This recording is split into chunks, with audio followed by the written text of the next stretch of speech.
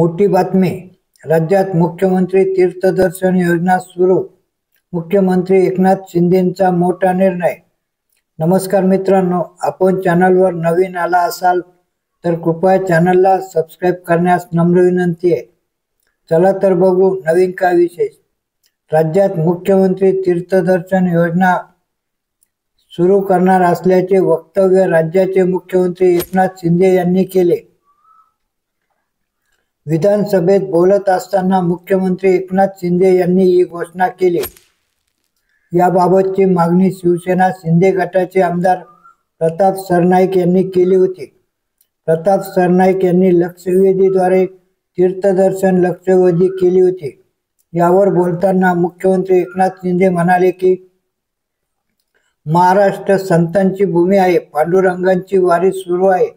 आपण पहिल्यांदाच 20,000 रुपये दिंडीला अनुदान देण्याचा निर्णय घेतल्याचे मुख्यमंत्री म्हणाले. मुख्यमंत्री तीर्थदर्शन योजनेबाबत नियम ठरवू. मुख्यमंत्री तीर्थदर्शन योजना याबाबत नियम ठरवू असे मुख्यमंत्री म्हणाले. दरवर्षी नियमावली करून आपण किती लोकांना पाठवू शकतो हे ठरवू. बाय रोटेशन प्रमाणे ही योजना सुलभपणे राबवू असे मुख्यमंत्री म्हणाले. काही जणांची इच्छा असते पण ते लोक जाऊ शकत नाही. अशा ज्येष्ठांना ही योजना लागू करू असे मुख्यमंत्री म्हणाले. या योजनेचा आशीर्वाद सरकारला मिळेल. आम्ही नवीन निर्णय घेऊ असे मुख्यमंत्री म्हणाले. लाडकी बहीण योजना आपण सुरू केली आहे. तर काही लोक म्हणाले की अरे लाडका भाऊ कुठे गेला, तर आम्ही लाडक्या भावाचा देखील निर्णय घेतल्याचे एकनाथ शिंदे म्हणाले.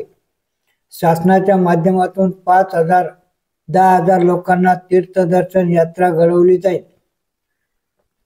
दरम्यान प्रताप सरनाईक यांनी लक्षवेधी मांडली होती की जे ज्येष्ठ नागरिक तीर्थक्षेत्रांना जाऊ इच्छितात, दर्शन घेऊ इच्छितात त्यांना तीर्थयात्रा परवडणारी नाही. त्यांना याचा लाभ घेता यावा यासाठी मुख्यमंत्री देवदर्शन तीर्थदर्शन योजना सुरू करावी अशी मागणी केली होती. त्याप्रमाणे राज्यात मुख्यमंत्री देवदर्शन तीर्थदर्शन योजना आम्ही आज सुरू करत असल्याचे मुख्यमंत्री एकनाथ शिंदे यांनी सांगितले.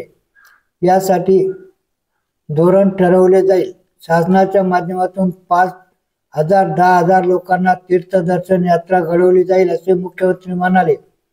सर्व धर्मीय हिंदू, ईसाई, शीख, बौद्ध, जैन, ख्रिश्चन यांच्या धार्मिक स्थळांचा यामध्ये समावेश असेल. तर हज यात्रा तर आधीपासून असल्याचे मुख्यमंत्री म्हणाले. दरम्यान शरद पवार हे ज्येष्ठ नेते आहेत. पब आणि ड्रग्सला ते कधीच पाठिंबा देणार नाहीत. पुणे नाही तर संपूर्ण राज्यभरात ड्रग्स विकणाऱ्यांवर सरकार कठोर कारवाई करणार असल्याचे मुख्यमंत्री म्हणाले. धन्यवाद.